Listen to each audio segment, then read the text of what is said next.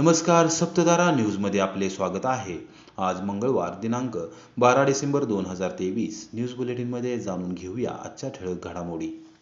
कोरेगाव विधानसभा मतदारसंघातून मुख्यमंत्री सहाय्यता निधीसाठी तब्बल 8,21,000 रुपये आमदार महेश शिंदे यांच्या हस्ते मुख्यमंत्री नामदार एकनाथ शिंदे यांना डिमांड ड्राफ्ट प्रदान।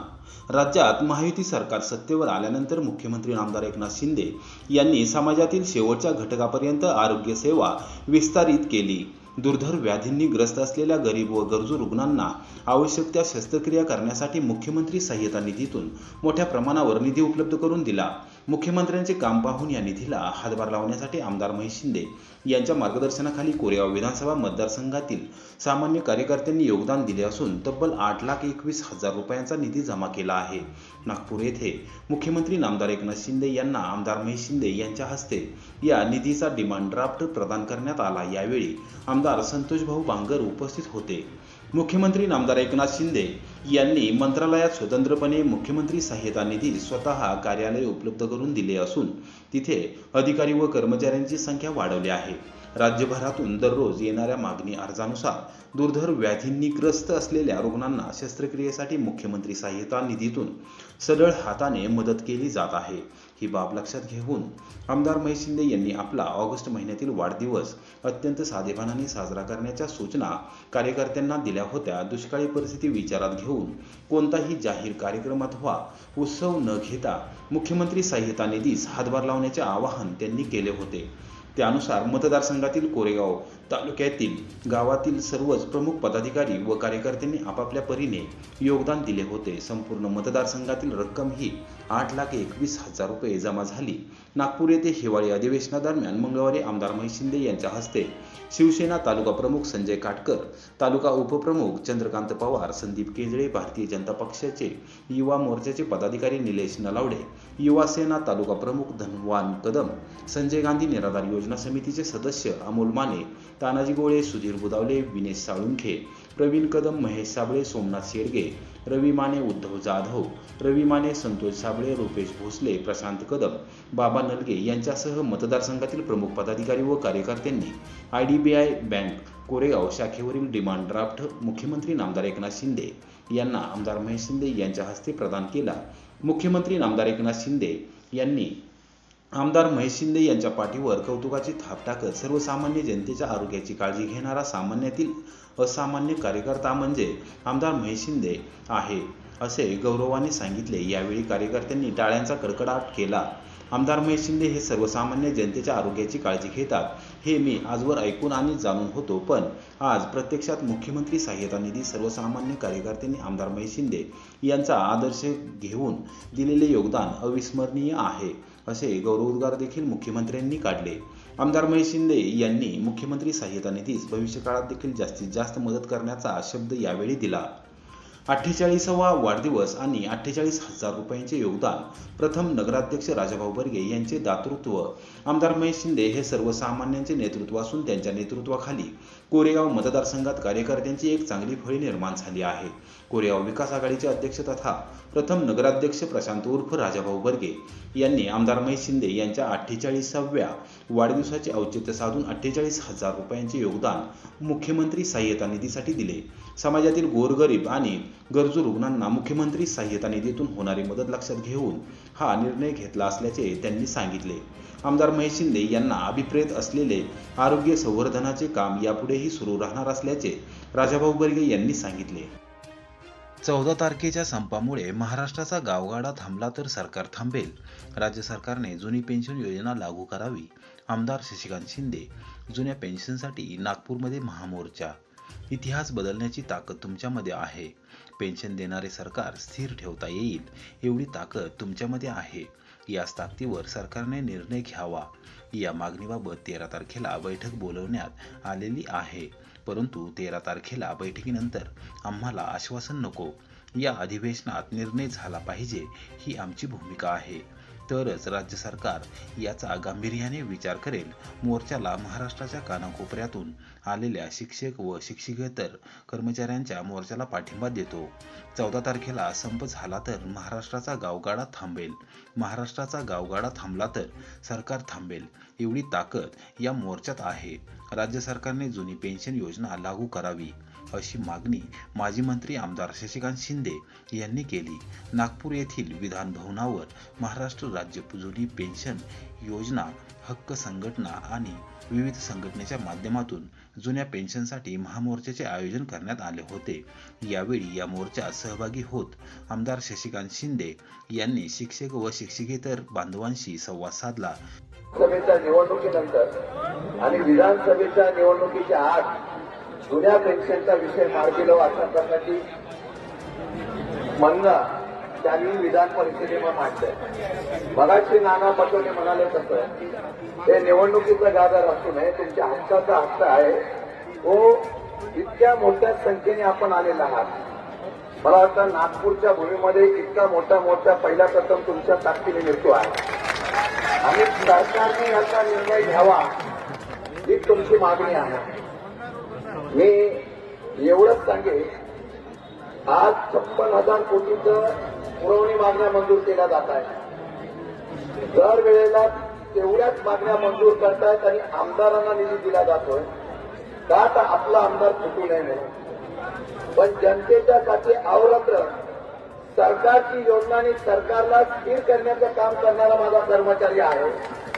जो या सरकारचं असलेलं भवितव्य ठरवतो त्याला फक्त पुरवणी मागण्यामध्ये स्थान नाही, याचा निषेध होणं गरजेचं आहे. आणि मी एक सांगतो, इतिहास बदलण्याची ताकद तुमच्यामध्ये आहे. तुम्ही निर्णय घेतला तर पेन्शन देणारं सरकार तुम्ही स्थापन करू शकता, एवढी ताकद तुमच्यामध्ये आहे. आणि तशा पद्धतीचा निर्णय या ताकदीवर सरकारने तसा निर्णय घ्यावा ही तुमची प्रामुख्याने मागणी आहे. परत कधी निर्णय देण्यापेक्षा मला वाटतं 13 तारखेला तुमची बैठक बोलवलेली आहे असं कळतं मुख्यमंत्र्यांनी.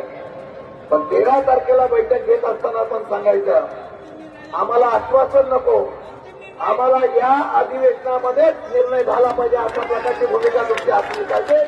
तरच या ताकदीचा निश्चितपणाने सरकार गांभीर्याने विचार करेल. आणि म्हणून मी आपल्या या असलेल्या महाराष्ट्राच्या कानाकोपऱ्यातून आलेल्या या आपल्या मोर्चाला पाठिंबा देतो. 14 तारखेला संप होईल. 14 तारखेला संप झाला तर महाराष्ट्राचा गावगाडा थांबेल आणि महाराष्ट्राचा गावगाडा थांबला तर सरकार थांबेल, एवढी ताकद तुमची आहे. ती ताकद तुम्ही करण्याचा निश्चितपणाने प्रयत्न करतात, त्याला पूर्णपणे पाठिंबा देऊन लढा घेतो. जय हिंद, जय महाराष्ट्र.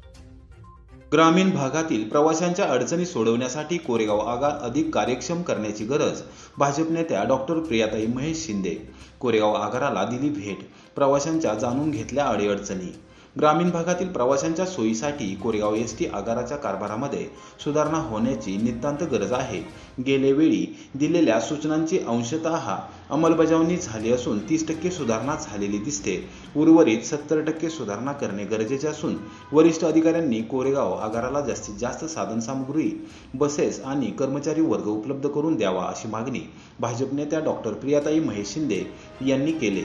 महाराष्ट्र राज्य मार्ग परिवहन महामंडळाच्या कोरेगाव आगाराला मंगळवारी डॉक्टर प्रियाताई शिंदे यांनी भेट दिली व आगार प्रमुख अमित मलवडकर यांच्याशी आगाराच्या कामकाजाच्या अनुषंगाने चर्चा केली. यावेळी जिल्हा नियोजन समितीचे सदस्य राहुल प्रकाश बर्गे, कोरेगाव विकास आघाडीचे अध्यक्ष तथा प्रथम नगराध्यक्ष प्रशांत उर्फ राजाभाऊ बर्गे, उपनगराध्यक्ष सुनील बर्गे, नगरसेवक साई प्रसाद बर्गे, माजी नगरसेवक महेश बर्गे, रशीद शेख साहेब, युवा मंचचे संस्थापक अध्यक्ष विजय घोरपडे यांच्यासह पदाधिकारी उपस्थित होते.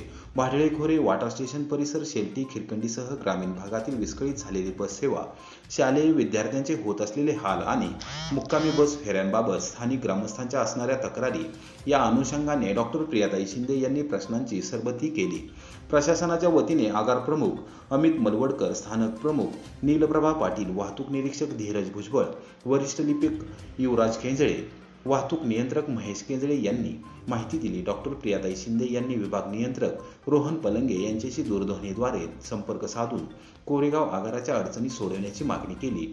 तदनंतर कोरेगाव बसस्थानक परिसराची त्यांनी पाहणी केली। यावेळी शालेय विद्यार्थिनी व प्रवाशांशी संवाद साधत त्यांच्या अडीअडचणी जाणून घेतल्या। भाडळे खोऱ्यातील बस सेवेबाबत प्रवाशांच्या वाढत्या तक्रारी लक्षात घेऊन तात्काळ सोडविण्याचे निर्देश त्यांनी आगार प्रमुख अमित मलवडकर यांना दिले। आम्ही जेव्हा मागे आलो होतो तेव्हा बऱ्याच अडचणी होत्या आणि लोकांमध्ये अगदी उद्रेकाची अवस्था होती, कारण शालेय मुलांचं शाळेला वेळेवर न पोहोचणं आणि काही मुलांची परीक्षाही चुकत होती। तर ह्यांच्याशी चर्चा केल्यानंतर एक 30% काम झालंय असं मला म्हणता येईल आणि त्यांची वाहक चालकांची रिक्वायरमेंट आहे ती पूर्ण झाल्यानंतर त्या गोष्टीनंतर त्यांना 2 ST सांगली डेपोकडून मिळालेले आहेत आणि 30% सुरळीत झालेलं आहे, पण अजूनही 70% काम होण्याची गरज आहे आणि त्यांना 10 चालक आणि 10 वाहक मिळाले तर आहे त्या एसटीमध्ये ते पूर्ण व्यवस्था लावतील असं त्यांनी सांगितलेलं आहे। आणि आज ज्या आपण 2 रिक्वायरमेंट दिल्या त्या 15 तारखेपासून चुकले आणि शिंटी किरीवेंडी त्या गावचे रिक्वायरमेंट ते पूर्ण करतायत असं त्यांनी शब्द दिलाय। 2 दिवसात आपल्याला लक्षात येईल। किरोली गावचा 25 वर्ष प्रलंबित असलेला सांडपाण्याचा प्रश्न अखेर निकाली। भारत फोर्ज लिमिटेड CSR निधीतून बंदिस्त गटार योजनेचे लोकार्पण। कोरेगाव तालुक्याच्या दक्षिण भागातील प्रमुख केंद्र असलेल्या किरोली गावात गेली अनेक वर्ष सांडपाण्याचा प्रश्न प्रलंबित होता। प्रशासन आणि ग्रामविकास विभागाने प्रयत्न करून देखील 25 वर्ष हा प्रश्न निकाली निघाला नव्हता। अखेरीस भारत फोर्ज लिमिटेड CSR निधीतून गावातील अंतर्गत गटारे बंदिस्त करण्यात आली, त्या माध्यमातून सांडपाण्याचा प्रश्न कायमस्वरूपी निकाली काढण्यात आला आहे।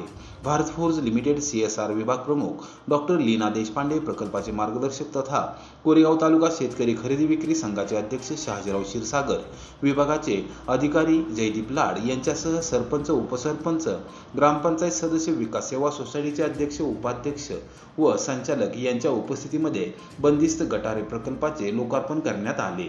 भारत फोर्ज लिमिटेड CSR विभागाने कोरेगाव तालुक्यात दुष्काळ निवारणासह ग्रामीण भागाच्या सर्वांगीण विकासासाठी मोठे योगदान दिले आहे।